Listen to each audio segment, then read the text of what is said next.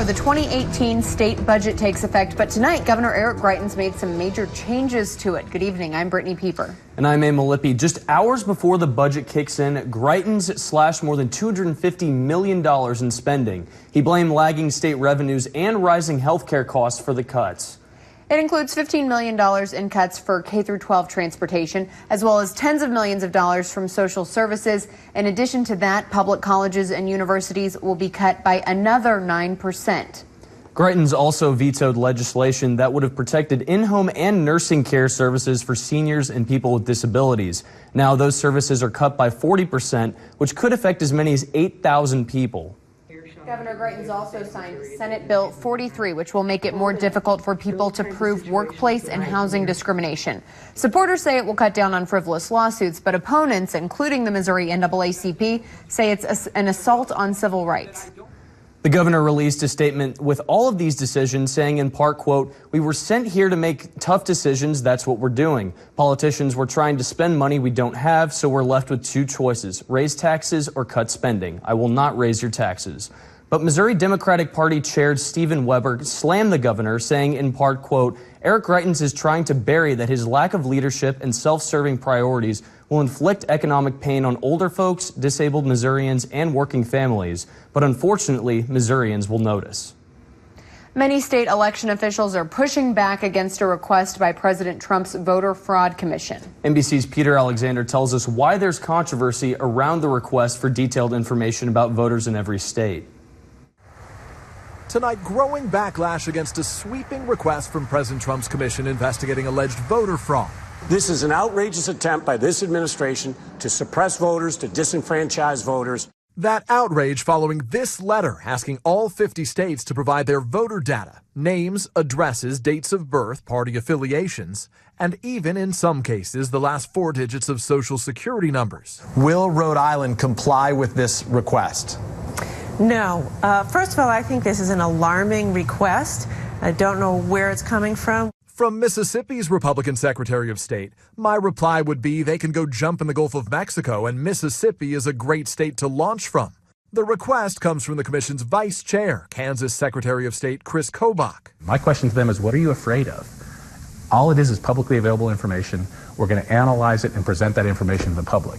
The White House today calling criticism of the commission a political stunt. The administration's move is months in the making. After losing the popular vote to Hillary Clinton, President Trump is alleged without proof that 3 to 5 million people voted illegally. The commission does not exist to prove or disprove anything the president said in January.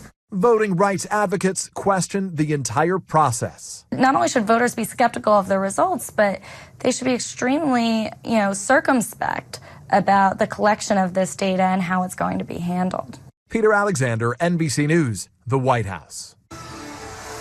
Here's what's happening right now. The Pentagon decided to delay the decision on allowing transgender people to enlist in the military in 6 months. Defense Secretary Jim Mattis had a July 1st deadline to decide whether incoming service members already identifying as transgender could enlist if they have been stable in their gender identity for 18 months. Local Representative Vicky Hartzler is sponsoring an amendment to prevent transgender people from serving in the military. Hartzler says she would wait to see what the Pentagon did before moving forward. Plans for a large hog farm, or CAFO, are stirring controversy in Monroe County. 400 animal units of hogs will be housed on the farm, and residents along the dead-end road are not happy about it. People who live along the road say at no point were they notified by the county or the property owner, but the county says the plans were outlined in the weekly agenda minutes. According to the commissioner's office, the property owner is within her rights since the farm is following county ordinance requirements. The community got together with the commission several years back and established these basic guidelines. And it's designed to protect, the environment. It's designed to protect neighborliness so that there's not a lot of offensive odors. So we're hoping that this will prove available for them. My goal, our neighbor's goals, would be to make sure that it doesn't happen. Or for her to convince us if it does happen, we're going to be able to go outside. We're going to be able to use our new pond that we built. That we're not going to have to worry about a child getting out on that road and getting ran over by a semi. We don't obviously want it built in our backyard. Under city ordinance, as long as the farm is 1,500 feet away from the nearest occupied residency and is under 1,000 animal units, it is okay to construct. If you hope to drive on parts of Business Highway 36 or Route DD in Macon County, you won't get very far. Areas of those roads, which are typically dry land, have parts completely underwater. Various areas of northwest Missouri, including Macon County, received as much as 11 inches of rain. The director of Macon County Emergency Management says in times of such severe flooding, not to risk anything. I say turn around and find a different route. You might think you can get through it, but you'll get down that water about, so many feet, catch that current. You could be swept off the road, or the road just may not be there anymore. There's a culvert under there that's been swept out, or the roadbed swept out. You might find yourself now in a hole, where your entire vehicle's underwater. Chambers urges those who have damages to get in touch with him or the Macon County Emergency Management Office. You can find those links on our website at KOMU.com. We had a little rain this morning. Let's check in with Michael to see what we can expect for the upcoming holiday weekend. Thank you, Brittany, and good evening, everyone. It was, and our next chance for rain coming up in just a little bit.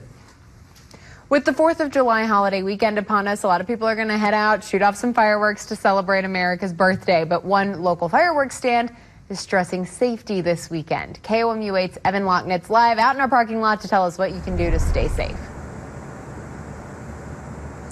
Though firework-related injuries are significantly down the past few decades, Evan Locknitz, KOMU 8 News. With the future of federal arts funding unclear, a new study shows the impact nonprofit artists have on Columbia's economy. According to the economic impact study done by Americans for the Arts, Columbia's nonprofit arts and culture industry generates $14.7 million annually and supports 659 full-time jobs. You can see how this is supporting jobs and how the arts are supporting the local economy. We have the data to back that up. And if you want to support job creation, you should support the arts. President Trump's proposed 2018 fiscal year budget calls for eliminating funding for National Endowment for the Arts. Coming up, how federal authorities are stepping into a battle against illegal weapons and gun violence in Chicago. And if you're looking for a four-legged friend, you're in luck.